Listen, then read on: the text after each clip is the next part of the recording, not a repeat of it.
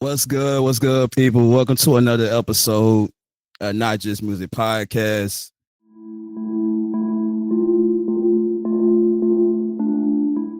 I'm your host, Quincy Murdoch. We have a very special guest right here. I just a woman of many traits. Um, just we welcome you. She's an author with a book titled Target at Birth, which is on Amazon. She's an actor. She's a mother. She's a survivor and many more things. Everybody, welcome Q. I call it Q. Q Davis to the show. How are you? Hey, I'm fine. I'm fine. Good to be here. Appreciate you. Appreciate you. So, where are you originally from? I'm originally from Orangeburg, South Carolina. Okay, okay. And how was it growing up there? Like with it's a lot of history in South Carolina, period. So, how was it growing up there around your time, your era? I must say, I had fun growing up. I had fun growing up on the outside of things.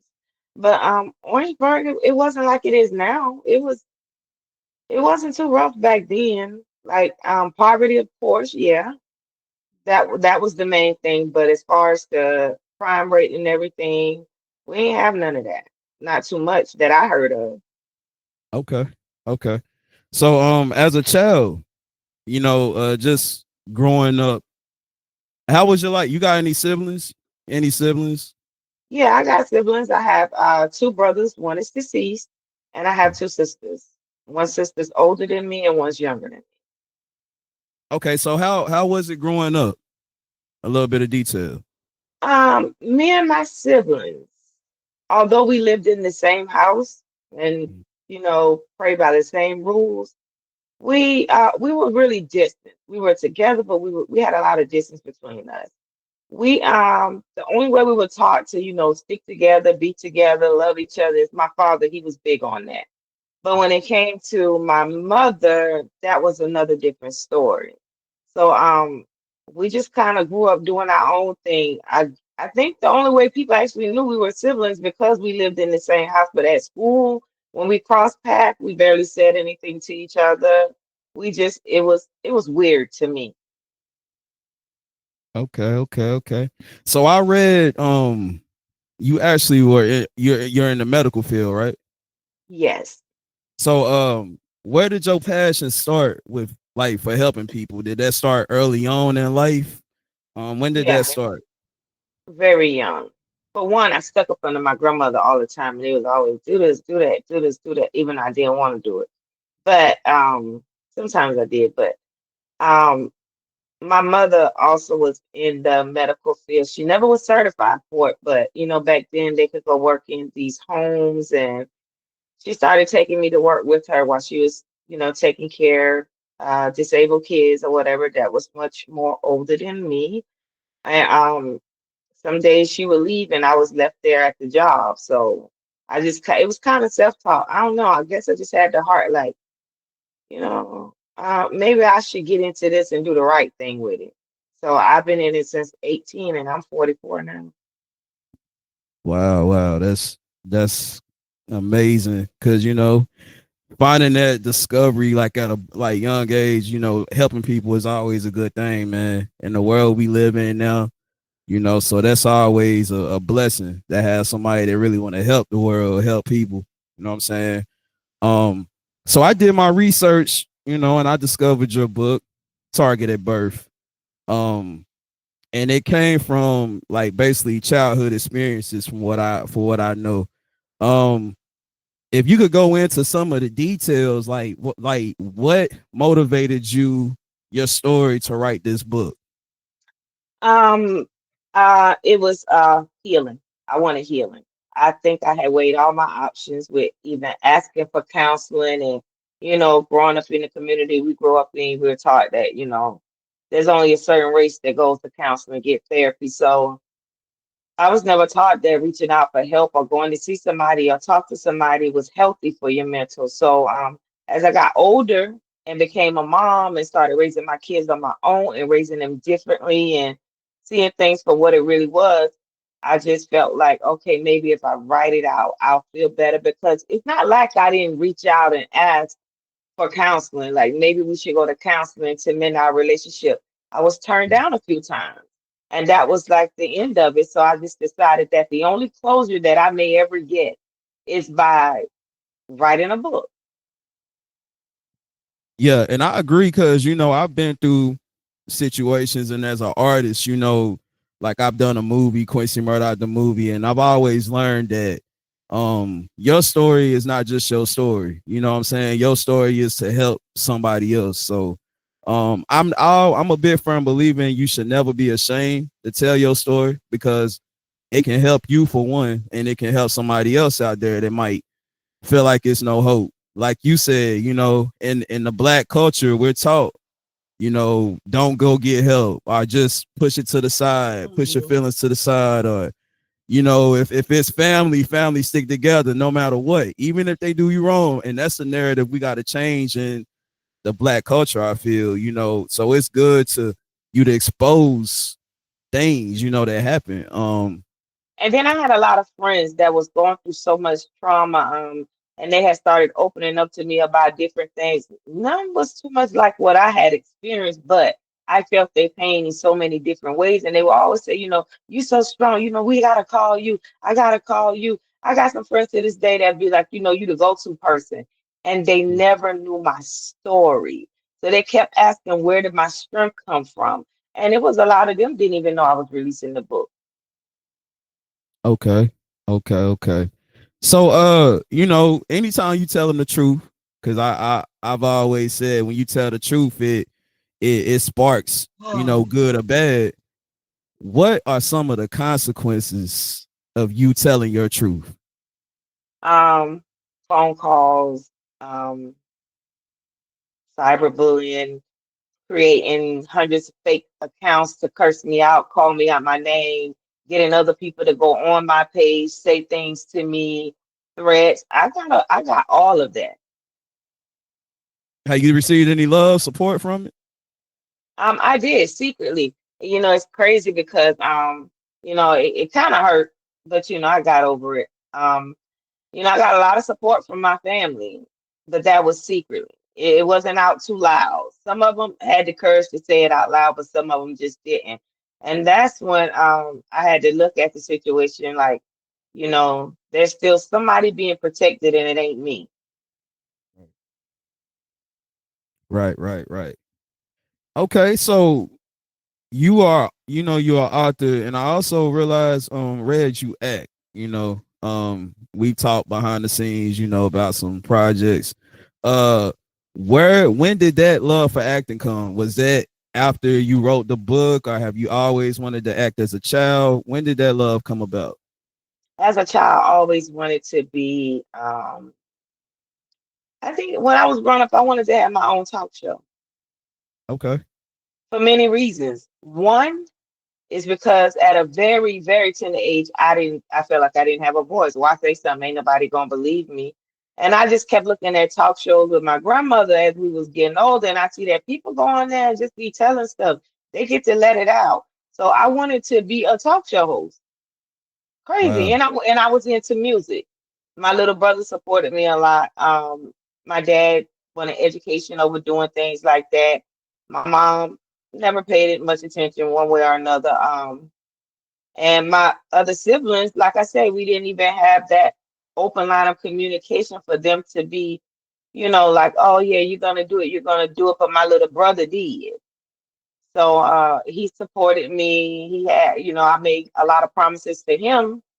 And I guess I didn't get what I wanted as a kid. I came into it another way.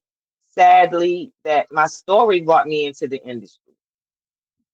That story, hey, and sometimes the trials and tribulations are the blessings, man. You know what I'm saying? That's it's a gift and a curse, at the end of the day. God gonna give us battles, but look what he did. He gave you those battles to put into a story, you know.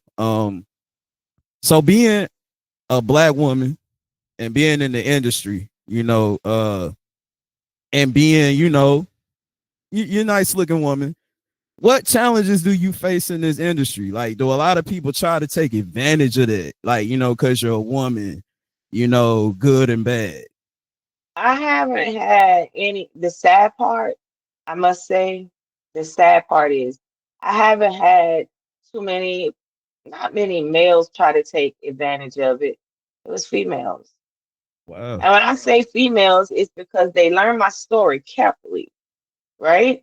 And Mhm. if they're a little bit older than me, then they learn what my triggers was, what I needed. I guess they feel like they could probably make me feel like, oh, I could feel that voice. So they took me under their wings, and I look up to them, and well, I was felt like I was re-victimized all over again. But you live and you learn. I was gonna ask you, like, do you think the things that you went through as a child, like the situations where you were taken advantage of, does that give you an edge in the industry, the entertainment? Like, I'm not gonna be violated in no way. It makes you a stronger woman, and you gonna stand on Oh, business. absolutely, Yeah. absolutely, absolutely, absolutely, yeah, yeah. Because that, growing up, gave me I'm traumatized. But trusting people, yeah. Right. So if I trust you, I trust you, and it takes me a while to get there. I give anybody a chance, but when I start seeing you moving certain ways and certain things start triggering me, I know all of the signs now. What's going on? It's your boy Dewan Barino from Not Just Music Podcast. I have a very special offer for you guys via morelabs.com.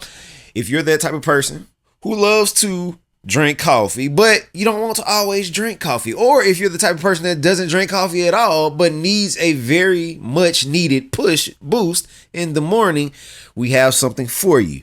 Morning recovery supplement. It is very, very useful. It is very, very highly effective. Also, if you're the type of person that, you got drunk the night before and you wake up in the morning, you had that hangover, guess what? It works for you too.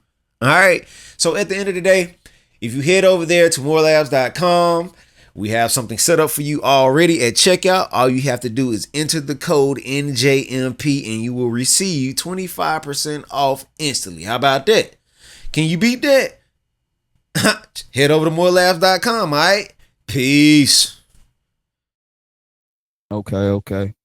And also, do you have kids? Yeah, I do. I have three sons. Do you have kids? Yes, Okay. I have three And sons. okay, and like, do you try to like protect them from what you've been through? Like how does that make you as a mother, knowing the situations you've been through? What do you take from that and instilling it to your sons and teaching them to be grown men? If I'm being honest, I beat myself up a lot because I try to protect my sons from any and everything. They were late doing everything, and when I mean couldn't have company spend the night over, couldn't spend the night at people's house. There were only one friend that I trusted with that, and it took me a while to do Mm, that. I just was so overprotective, like, no, you can't go this place, no, you can't go that place. City bus, no, that's out of the question. Can my friend mom is gonna bring me home? No, I don't care, I don't trust it. So I mm. kind of shelter them so much. Sound like my mama. Yeah, Yeah, my and I mama think, that yeah, way. I Yeah, shelter them yeah. so much. Okay. Um. So with the the entertainment and basically, like, the field that you in, the healthcare field and working, how do you juggle your personal life with all that? Is it difficult? Is it easy at this point? Like, how do you just, for somebody out there that's dealing with a lot, what I'm saying, as a single, like, I don't know if you're single parent or single mother, but like doing a whole lot, what encouragement would you give them? I will say I keep going. I say that nothing Mm, schedule. I know how to take my days off ahead of time, and if I'm gonna plan on being in something or trying to get into a movie, I look at the dates. I start lining the dates up, and then I go to my manager, and I have those days taken off, and I juggle it. And it hasn't been too bad for me. On my days off, I try to do most of my stuff, but it's some days I work 16-hour shifts, get right off, and the next morning I got to be somewhere. Right. So I know this story. And I want to see if you want to speak on it. Like I know one traumatized experience you've had doing a movie. What are some bad experiences that you've had, and how have you recovered, and how did you deal with those experiences, like in the industry, what you do? If you can speak on it, the ones you can speak on. Um, and somebody take advantage of you and you see it, you see it, you see it, but you really not um you push back because you got so many other people that's involved in it and you don't want to let them down. So you try your best to just go through it, get through the moment, and then double back on it. So that's what you do. Okay, okay. Okay. And what experience what advice would you give like a young lady out there that's wanting to be something, to be somebody? What encouragement would you give them in any situations they may be in, to uplift them? What would you tell them, the young ladies out there? I would say that if you're a woman, especially a woman coming into this industry, make sure you always have a paper trail of everything. Do more emails and texts than phone calls because you don't have any proof of that phone call other than it's on a piece of paper saying that you was on the phone with that person. So that's a big, big, big deal. Try to cut the conversations on the phone short. Do everything through email, text messenger, or messenger. I'm not a big let's talk on the phone type of person because if anything goes left, I need to know that I'm protected. Mm. See, that's a gem right there, and people tend to take business serious when you're not, like when it's through email, when it's business, you know what I'm saying? When it start getting personal, you calling the phone, like that's when business messes up. That's what I've learned from experience. So you always want to keep it professional, especially if you're a lady, especially too. Um, Yeah, because I now yeah. one experience I did have was with a male producer, and I wasn't the only one that had this experience. It was the worst experience of my life. And that was one of the things, trying to get too close to your characters. As a producer, stay in your lane.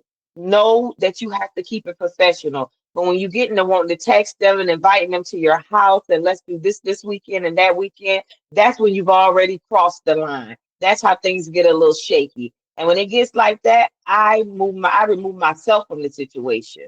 I'm not gonna sit around and let it go on for but too long. I'm like, I when you know it ain't right, you know it's just not right. So you gotta just know to think like, hey, is the producer supposed to be doing this and doing that? Right. No, this is a business. You hire me for a job, so let's just keep it at that. Not saying that me and a group of ladies that's on a production can't go out and go out to eat before we wrap, or if we didn't have a successful filming day, that's not a problem. But when you're a male producer and you invited half of the cast down to your house for weekends, and you're doing all this backstabbing and texting on the side, and making accusations and silly jokes on the Zoom call while we're supposed to be reading and studying our lines, that's when it becomes a problem for me because I'm And like, that's what are what we messes doing? up. That messes up people like you with good intentions that's ready to work. It messes their trust up when they do meet, good people, genuine people. And I know I had my experience with my production. It's similar to what you was going through. I won't go into detail, but it's like one person can try to mess up a production, and it's good to have. One thing I've always pride myself on is doing good business, great business. That's important for all my people out there. If you ever get into a situation, do good business because your name is everything. And one That's thing I've right. always tried to do is be a stand-up guy, and respect everybody I work with. So if anything was to come up, they would know that's not Q, like that's not he wouldn't do that. You know what I'm saying? So when you agree, like, like you say, your name is everything. Yeah. How you yeah. Yeah, because it's been times I done drove, to Atlanta, different places, and hours away. And I'm gonna be honest, I done bust my butt, paid bills, then did this and did that. Now all I got is my gas money and hotel money and money to eat. I can't do nothing extra but go on to this set. And guess what? I'm not getting paid for this. So when I Mm, say I'm gonna do something, I show up and I actually do it.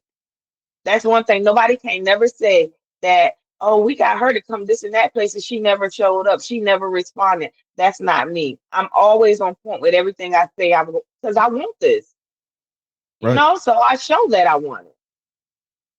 Right. So speaking of the book, have you thought about this is a little idea, think making a movie out of your life, like a little reality series or something like that, turn it into that. Absolutely. Yeah, that's that is a thing. That's something that I went through when I first wrote the book. I've had people that try to manipulate me into letting them do it. And you're a one man army. I know you cannot pull this off. I've had somebody put it on their website, and I was contacted saying that your book is on this company website. They said books to films coming soon. Me and the lady started emailing each other, and she was like, "But I pay all of my authors $1 million." I was like, "But I don't know you, and you don't know me. Please remove my book from your website." So I went through all kind of little crazy stuff when I first released the book. But you got to think about it. I looked at like a bait because of what I went through. And it's a lot of things in that book that I talk about where I said I didn't speak up. And you might would think, oh, she was old enough to speak up. But you never know what somebody is dealing with mentally and why they didn't speak up. And there's reasons why we don't speak up. There's reasons why people, they say, how could you try to kill yourself? What suicide? Who would do that? Who would do that? You don't know unless you're in that dark space. That's deep. That's deep, man. Wow. Because I'm sure a lot of people can relate to what's in this book. You know what I'm saying? A lot of people can relate. And yeah, I would love to see a film or something visual.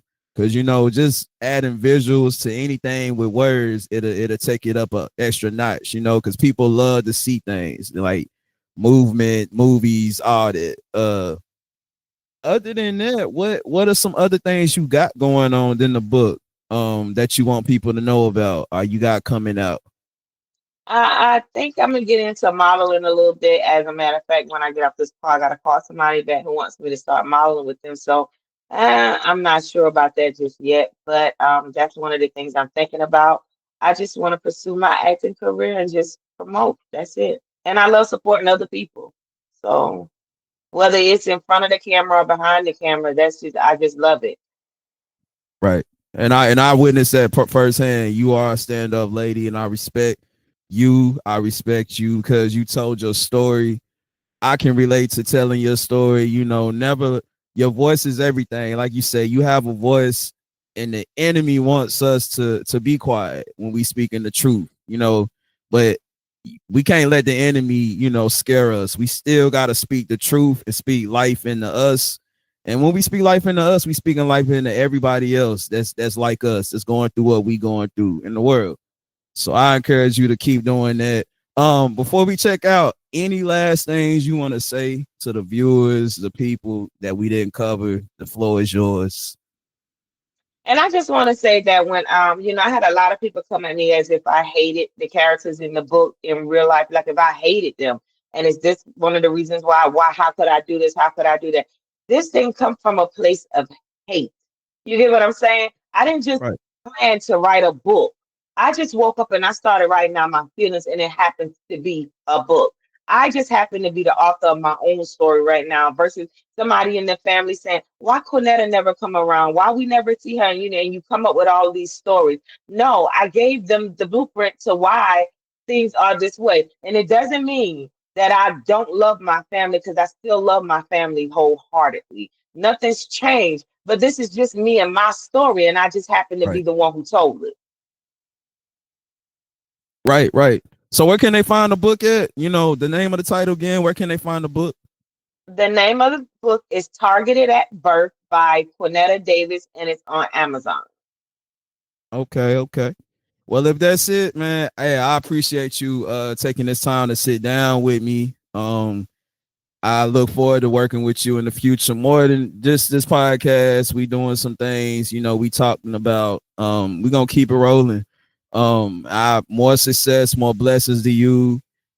Covering over you as you speak your truth, because we all know the enemy and the devil is mad when you real and you tell the Oh truth. yeah. But we gonna keep pushing, and you're not gonna stop. So yeah, people, thanks again for tuning in to another episode of Not Just Music Podcast. Your boy Quincy Murdoch. Q, I got the other Q on. Y'all be blessed.